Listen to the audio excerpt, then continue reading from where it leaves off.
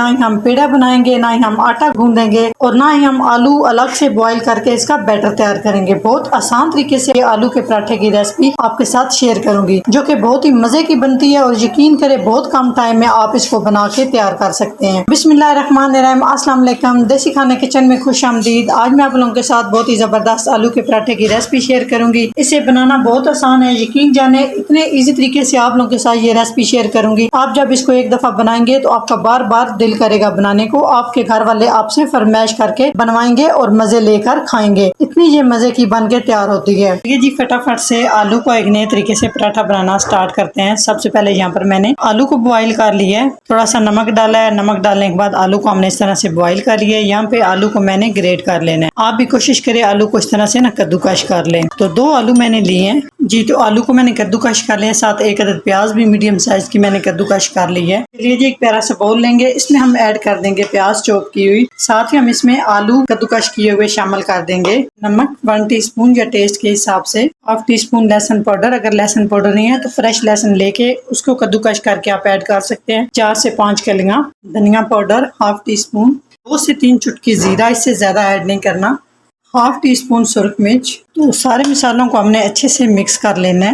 इसमें बहुत कम मसाले जाते हैं, बहुत ही कम मैंने मसाले इसमें शामिल किए हैं। यहाँ पे मैंने 1.5 कप मैदा लिया है, मैदे को हमने छान लेना है। फिर हम इसमें ऐड करेंगे पानी। 1 कप मैंने पानी ऐड किया है, अच्छे से मिक्स करेंगे। ये लिक्विड बैटर हमें चाहिए, तो थोड़ा थोड़ा करके हम मजीद पानी इसमें शामिल करेंगे और अच्छे से मिक्स कर लेना है ताकि इसमें कोई भी गुठली वगैरह ना रहे जी। तो इस तरह से पतला होना चाहिए। अच्छे से मिक्स कर लिया है। अभी हम इसमें ऐड कर देंगे हरा धनिया, थोड़ा सा पुदीना, थोड़ी सी पालक। तकरीबन ये तीनों चीजें मैंने थोड़ी थोड़ी सी लेके कट कर ली हैं। अच्छे से मिक्स कर लेंगे। एक पैन लेंगे और इसे हम हल्का सा गर्म करेंगे। इसमें हम डाल देंगे देसी घी। आप दूसरे घी से भी बना सकते हैं। तो अच्छे से ग्रीस कर लेंगे और आंच आपने बिल्कुल लो रखनी है और अच्छे से ग्रीस करेंगे। अभी हमने जो बैटर रेडी करके रखा है, इस तरह से 1 कप की मदद से इस तरह से हम डाल देंगे। ऊपर से हम इस तरह से हल्का हल्का सा सेट कर लेंगे। इसे हम मीडियम टू लो आंच पे 2 मिनट के लिए एक साइड से कुक होने देंगे। ऊपर से कवर करेंगे। तो आप देख सकते हैं एक साइड से ये कुक हो चुका है। अभी हम ना इसकी साइड चेंज कर लेंगे। दूसरी साइड से हम इसी तरह से बिल्कुल कम ऑयल के साथ बनाएंगे, बिल्कुल कम घी के साथ हल्का हल्का सा हम इस तरह से इसे ग्रीस करेंगे। बस इतना ही।